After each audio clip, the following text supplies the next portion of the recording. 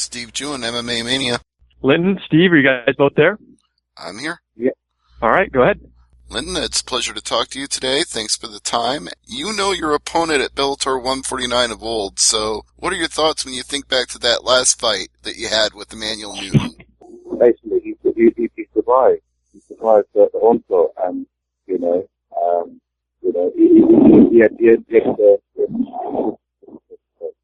had the news to finish thing at the end.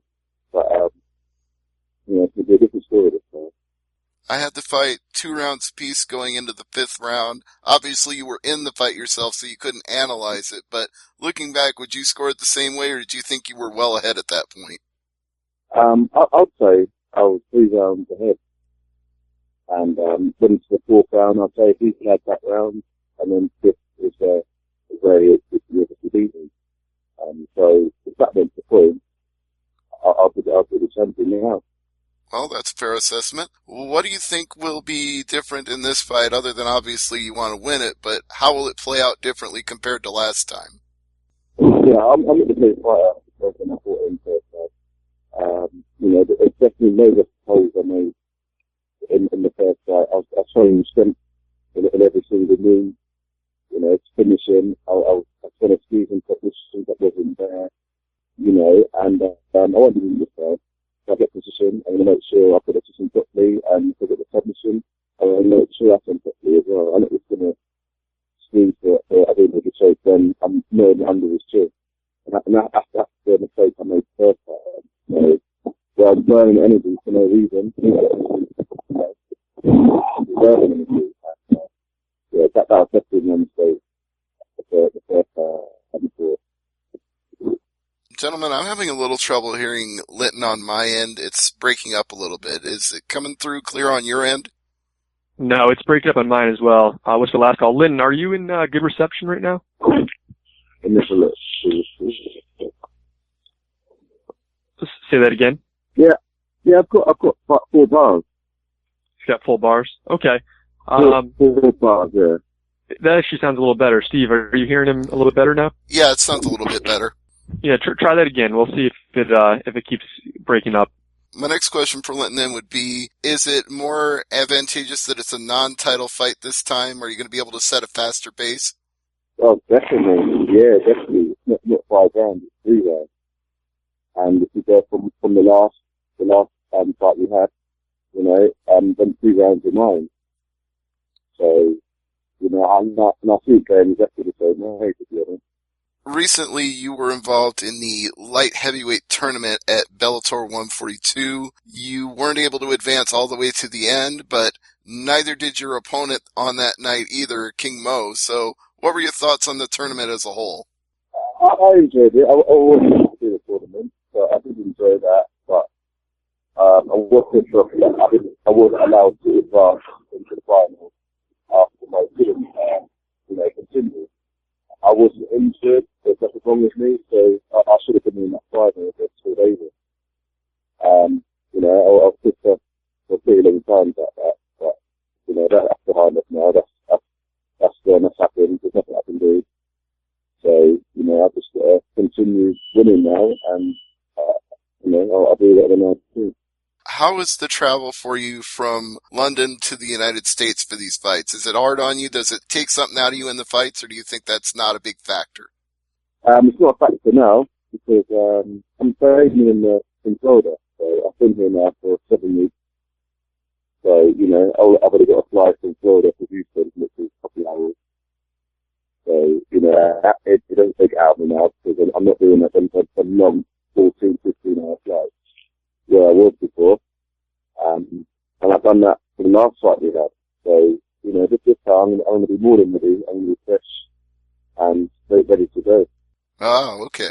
Black Zillions, of course. So Yeah. I've been here now just over a year. So it's a great team, and I've really found my home here. They certainly have a roster of killers. I mean, it's almost flip a coin because they've got a bunch of badasses, and you're one of them, of course. Yeah. Thank you. They do. And people coming in, day out. So I'm getting some great inspiration. in this fight, it's obviously going to start off the night on Bellator or probably come early on the main card on Spike TV. Later on that night, we've got Ken Shamrock and Royce Gracie. What are your thoughts on being on the same card with two legends like that? Well, that's amazing. I've grown up watching both of those guys. You know, in UFC 1, 2, 3, and so on. Been watching, you know, for a very long time. And I actually met Gracie when I first started out. You know, I met him, he was old, and he actually gave me my first blue belt after he was old. So, you know, it's going to be amazing to fight him sometime. I can't wait to watch the fight. Would it be safe to say then that you're pulling for Royce Gracie and expecting him to win the fight? Yeah, I do like them both, but as I said, I've known Gracie for a while. I think it's a great, you know, I think being quite an year come to the event, you know, and give you some good wide words, and we have a laugh and everything. So yeah, I'm rooting for Gracie. What are your thoughts about the co-main event? It's a little bit more of a spectacle, probably not quite as technical, between Dada 5000 and Kimbo Slice. That's definitely an entertainment fight for the fans. People want to see, you know, people get knocked out, and someone will be getting knocked out in that fight.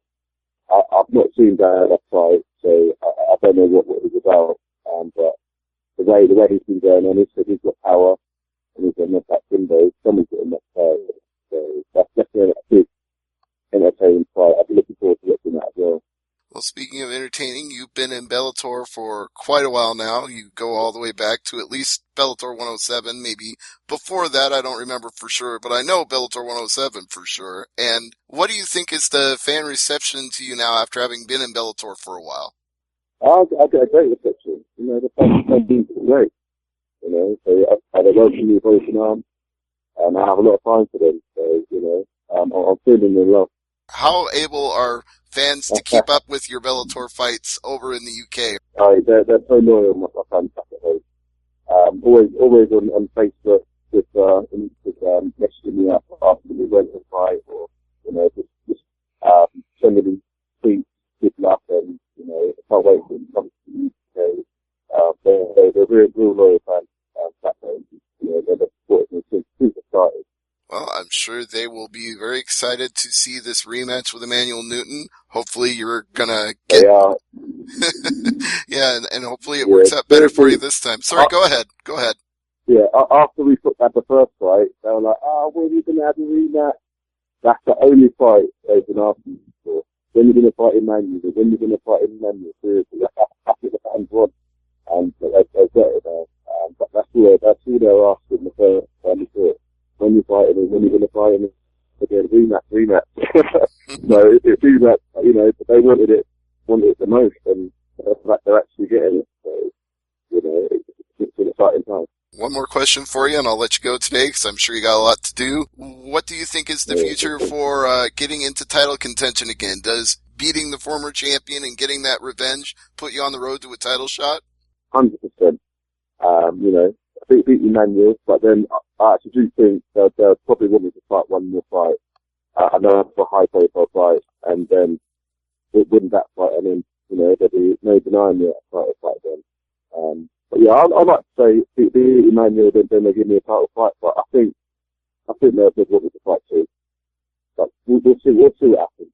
I'm just already booking it in my head, but I can imagine the all-UK war, you know, Liam McGarry and you, that would be a tremendous fight, and it would be great publicity if it happened. Hey, and if they could do that at the O2, mate, imagine that. Sold out. Yeah, they could hold it at the O2. That would be, I mean, the first Bellator show there that I could think of, they could do it. Yeah, definitely. All right, Linton, I really appreciate the time today. If you'd like to mention any sponsors, throw out any social media links, please go ahead. Yes, you can follow me on Instagram, on LD Dash. You can follow me also on Twitter, that's LD Dash the Swarm. Also, I'd like to pick up my sponsors.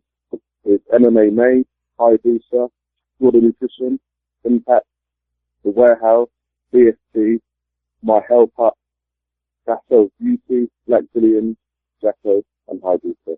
Even after Hayabusa, but they get 2 mentions, Hayabusa. 3. Thank you for the time again, and best of luck in the fight with Emanuel Newton. It's going to be February 19th at the Toyota Center in Houston, Texas. We're really looking forward to it. Thank you very much. Thank you, and thank you, Dan. Steve. You bet. Bye-bye. Thank you. Mm-hmm. Bye. Bye. Steve Jewin for MMA Mania.com. I want to say thank you for checking out today's interview with the Swarm Linton Vassell, who prepares to fight the hardcore kid Emanuel Newton in a rematch at Bellator 149, Shamrock vs. Gracie 3, February 19th, 2016 at the Toyota Center in Houston. I know the audio was rough in a few places. As you heard during the call, we attempted to clean it up. There was only so much that could be done because of the connection. But you can go to MMAmania.com for a transcript of the pertinent quotes from today's interview. So thank you again to Bellator MMA and to the Swarm, Linton Vassell. If you can't make it to Houston, don't miss Shamrock vs. Gracie 3 live on Spike TV.